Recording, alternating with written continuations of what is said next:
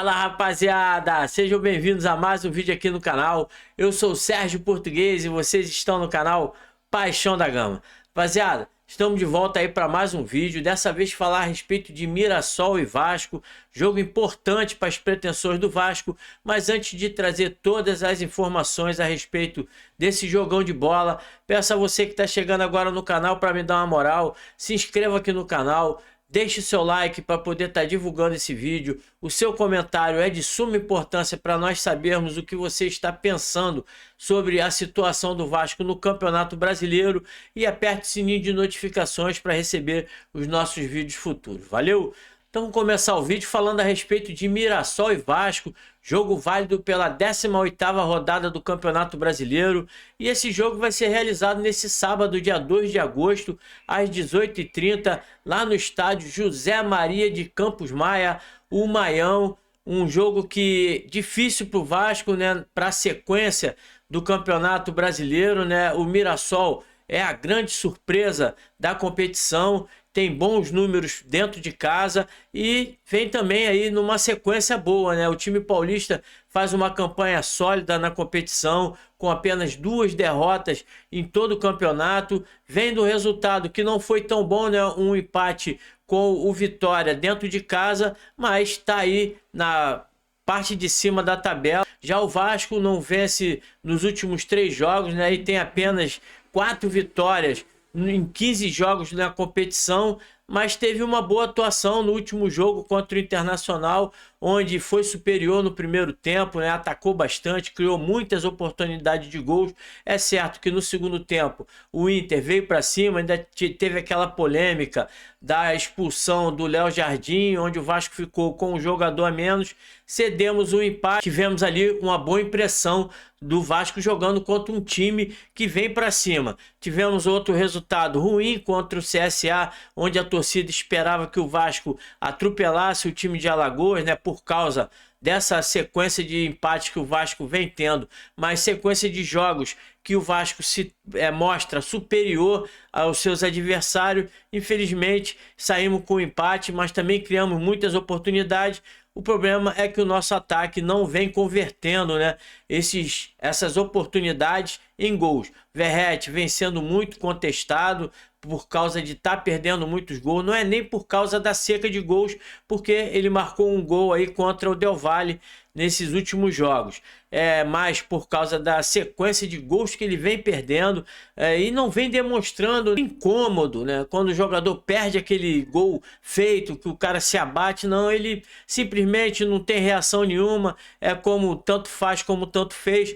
A torcida do Vasco vem cobrando bastante que o Diniz tire o Verratti do time. Eu não acredito que o Diniz vá fazer isso, tanto que na coletiva ele declarou, né, que está na hora de dar moral para o Verratti para poder resgatar, né, a sequência boa do jogador. A gente sabe que todo jogador de futebol tem essa questão, né, da má fase. O Verratti vem atravessando aí, mas também são poucos jogos sem fazer gols.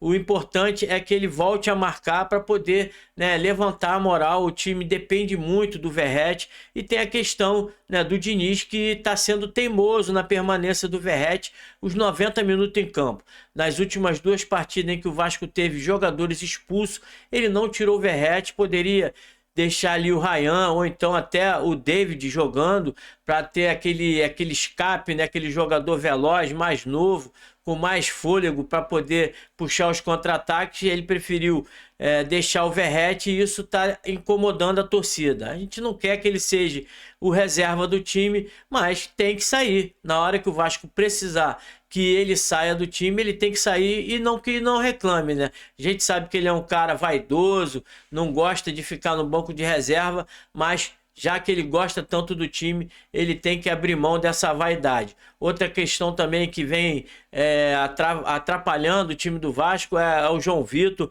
Na última partida contra o CSA, ele acabou sendo expulso, né? Vai desfalcar o Vasco no jogo de volta pela Copa do Brasil. Na última partida do Campeonato Brasileiro ele já não participou.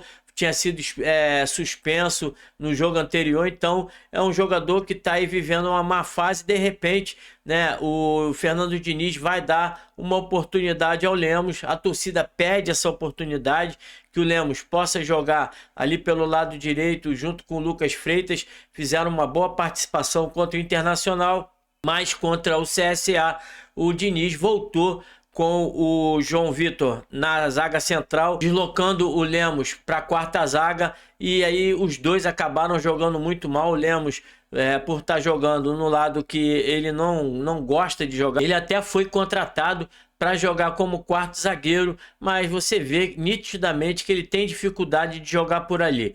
A transmissão dessa partida vai ficar com exclusividade pelo Premier, e o Vasco, né, tem que vencer essa partida para poder se afastar de vez ali da zona do rebaixamento. O Vasco, que ocupa a 16ª colocação com apenas 15 pontos, né, com a mesma pontuação do Santos, que é o primeiro ali da zona do rebaixamento. O Mirassol, por sua vez, vem, né, numa crescente muito boa no Campeonato Brasileiro, é o 7º com 25 pontos. Então o Vasco tem que vencer essa partida para deslanchar um pouco ali daquela zona de desconforto. Os últimos 5 jogos das duas equipes no Campeonato Brasileiro, o Mirassol vem de 3 vitórias e 2 empates, enquanto o Vasco, 1 vitória, 2 empates e 2 derrotas. A arbitragem dessa partida vai ficar por conta do polêmico Wilton Pereira Sampaio, de Goiás. Auxiliar 1, Bruno Bosquila, do Paraná. Auxiliar 2, Alessandro Álvaro Rocha de Matos, da Bahia. E no VAR, Rodrigo D'Alonso Ferreira, de Santa Catarina. O Vasco vai ter ali o desfalque do Léo Jardim, que foi expulso contra o Internacional, e do PH, que teve ali o 3º cartão amarelo, e enquanto o Mirassol vai ter aí um desfalque importantíssimo, né? O lateral esquerdo, Reinaldo, um dos principais jogadores do time paulista, inclusive é o artilheiro da equipe.